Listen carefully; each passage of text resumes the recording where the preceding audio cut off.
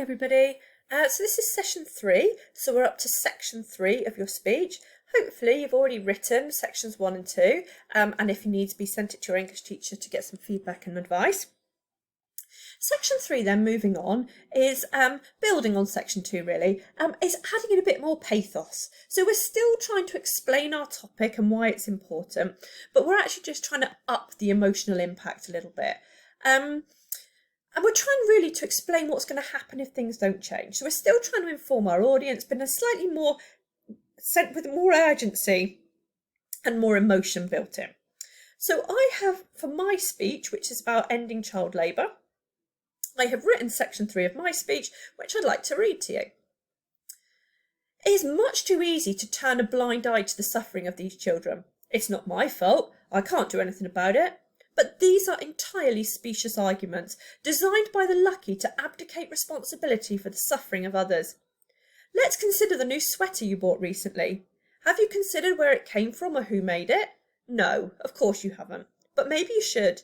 Because the truth is that millions of children are employed in the textiles industry. In an attempt to meet our demand for fast fashion, cheap clothes that we wear a few times before deciding they're not fashionable enough, factories exploit children, paying very low wages so that we can save a few quid when we go shopping. Okay, so you've probably noticed this section is shorter than the last one because I want it to have more emotional impact. I've kept it a bit more concise. So, same as in previous sessions, I've put together a few questions for you. So please can you consider this section of my speech, my section 3, and can you answer the questions, pause the video, answer the questions in your book, and then restart the video. Where have I used the counter-argument to challenge the audience? What pronouns have I used and why? What rhetorical figure have I used? What emotional response am I trying to create in my audience? Okay, so hopefully you were able to answer all those questions. Obviously I've used the counter-argument here, haven't I? It's not my fault, I can't do anything about it, but these are entirely specious arguments. We've looked at the word specious before, I particularly like it. It means that the argument is superficially plausible. On the surface, it's true, isn't it? It's not your fault that children are in labour. It's not your fault that it's really hard to do anything about it. But actually, if we dig beneath the surface, we can see that there are things we can do to help, okay? So this is basically an example of the counter-argument. I've set out what people might believe, and I've challenged what they believe, okay? And then I've obviously used this phrase, abdicate responsibility. I like that term. The idea that to abdicate means to kind of give it away, to not take on board responsibility for our own actions. So I like that idea because it's quite challenging to the audience. And then obviously I've talked about the sweater you bought recently. I chose a sweater rather than a dress or something because it's a gender neutral clothing item.